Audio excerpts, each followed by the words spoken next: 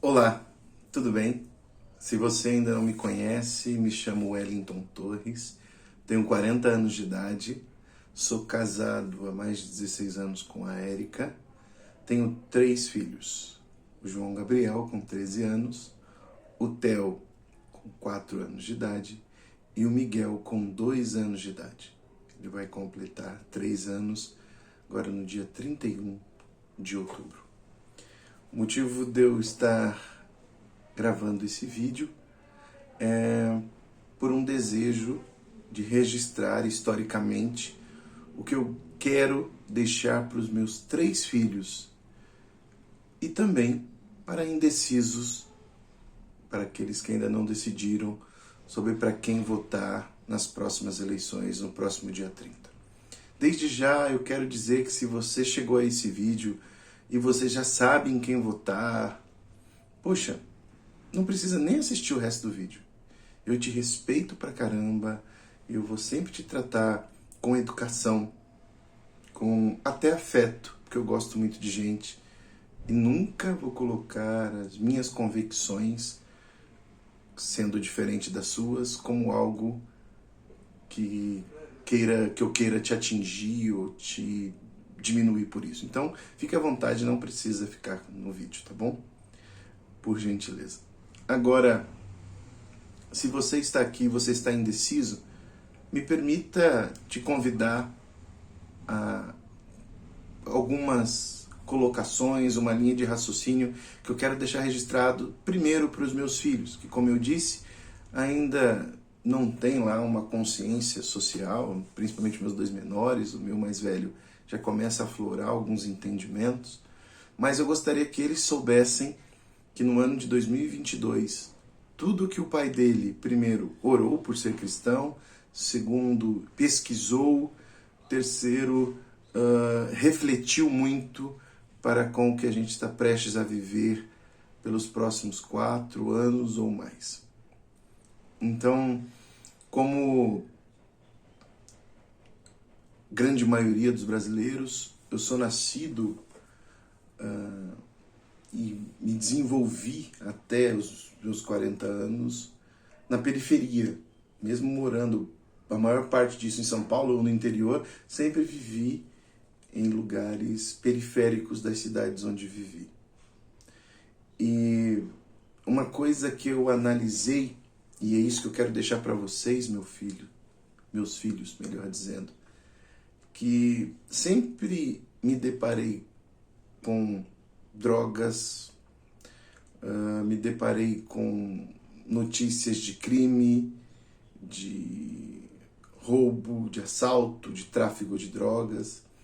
Mas uma coisa que eu lembro da minha infância, filhos, é que as pessoas que consumiam droga ou traficavam faziam isso de uma forma muito às escondidas. Eu lembro que para você achar alguém consumindo droga, você achava em vielas, você achava em escadões, tarde da noite, nunca no meio do dia. Tá? Sempre se teve notícias de assaltos, de roubos, mas nunca de uma forma como a gente vê hoje, em que se consome drogas abertamente pelas ruas, em que se trafica abertamente nos mais diferentes lugares, em que esquemas para se levantar dinheiro você experimenta, ou melhor, vislumbra, você visualiza nos mais diferentes lugares, e isso como se fosse algo bom, algo positivo, algo de quem é esperto, algo de quem consegue driblar a vida e buscar atalhos para ser bem-sucedido, entre aspas. E é isso que eu queria refletir com vocês, meu filho. Nos últimos 30 anos, e aqui eu também faço esse paralelo com os indecisos. Esse país, com exceção dos últimos 4 anos, foi liderado por governos de esquerda.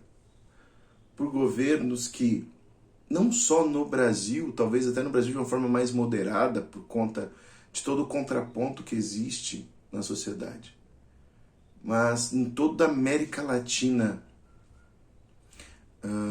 Você viu bandeiras sendo levantadas de liberação de drogas, como liberação da maconha, liberação do aborto.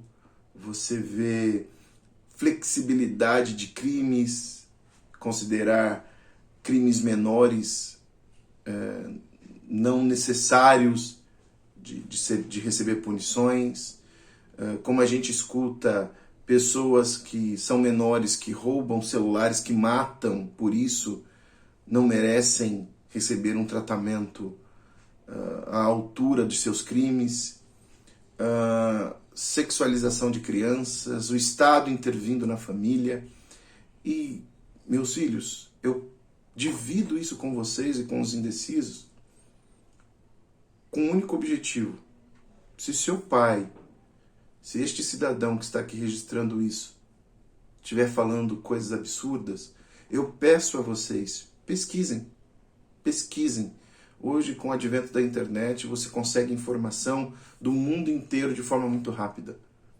Procure entender o que rege essas nações da América Latina, que hoje são liderados, em sua maioria, por representantes da esquerda que defendem todas essas pautas, que defendem o progressismo, que querem desconstruir a família, querem acabar com o formato tradicional dela, querem que crianças aprendam, inclusive com livros didáticos que foram formulados, que só foram arrancados de programas escolares por conta de uma pressão muito grande dos cristãos aqui no Brasil. Senão, hoje, estariam ensinando para essas crianças sobre como se suicidar, estariam ensinando para essas crianças sobre sexualidade de forma muito precoce para crianças de 6, 7, 8, 9, 10 anos, falando sobre como descobrir o seu corpo, descobrir o corpo do outro, incentivando a prática de toques da sexualidade. E tudo isso passou como propostas pelo Brasil até aqui e está presente nessa matriz marxista do comunismo, do socialismo, que se você for pesquisar, você vai encontrar muita coisa. Do feminismo e tantas outras questões. Então, o que eu deixo, meus filhos? Pesquisem. E saibam do porquê o seu pai te alerta. Porque eu não sei o que vai acontecer nos próximos anos com a nossa sociedade. Mas vale a pena vocês entenderem o porquê que o seu pai incentiva uma posição mais de centro-direita. Nada extremista, nada acima da medida, mas com um único propósito, de se levantar a bandeira da liberdade do pensamento, da liberdade do conhecer. A gente vive numa nação em que quem é ligado mais à esquerda tem por conceito de bons exemplos se criar muitas instituições de ensino, que é muito bom, escolas técnicas, universidades, o que eu acho muito legal. Mas a grande preocupação é o que se ensinou e o que se ensina nessas instituições há mais de 25 anos. De uma forma muito clara e evidente, existe um desejo muito grande de se formar militantes, de se formar pessoas que vivam essa ideia de revolução, de eles contra nós, de que o rico só quer sugar o pobre, coisa que sem o empreender não se gera nova riqueza, não se geram novos empregos, não se gera novas possibilidades de carreiras corporativas, causas, valores experimentados. Eu sou super a favor ao ambiente diverso, ao ambiente plural, porém eu entendo que só existe diversidade e pluralidade quando todas as visões são respeitadas. O que a gente vê nas instituições é que se não tiver dentro dessa caixinha do progressismo, você é exposto, como a gente pode citar aqui, exemplos diversos em universidades, de pessoas perseguidas, de professores que adoeceram, de professores que foram retirados de instituições públicas, inclusive, sem nenhum motivo, somente por defenderem um viés mais à direita.